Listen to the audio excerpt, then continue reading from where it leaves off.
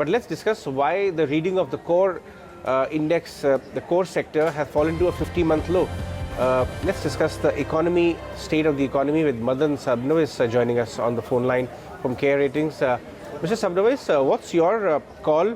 The way the core sector data has fallen, how severe the situation in your view? No, in fact, I think the core sector data did come as a surprise because we have been living with numbers in the region of 3 or 4 or 5%, which is not really exciting.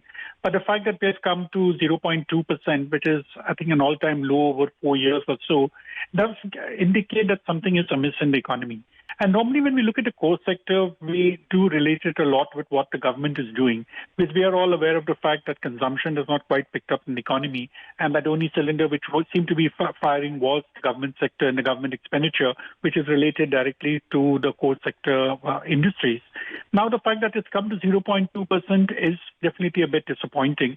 But one must remember that this is for the month of June, and if we actually correlate this with the data on the fiscal deficit, which also came out yesterday, it does appear that there has been a lull in terms of government spending in the first quarter, something which is getting reflected out here, especially when you look at the cement industry, because that cement is used a lot both for construction of roads as well as for housing, two of the pet projects of the government.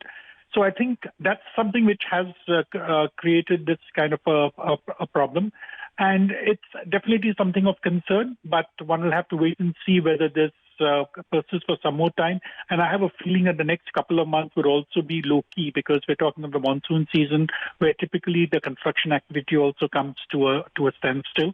And we would be getting these kind of disappointing numbers. And the last I would say is that the core sector data is also very much well indicative of the overall IIP growth, which to my mind would just turn negative. And if at all it's positive, it will be a fairly anemic number, maybe in the region of 0 to 0.5%, nothing more than that.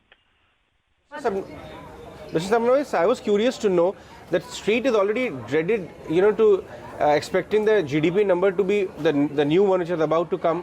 The next one could be as low as 5.5. And you were saying that the environment may remain low-key for some time. I want to understand how many slow quarters do you see ahead before some recovery can happen in the economy? So the way things are going, I think the second quarter is not really an exciting quarter for any of the sectors.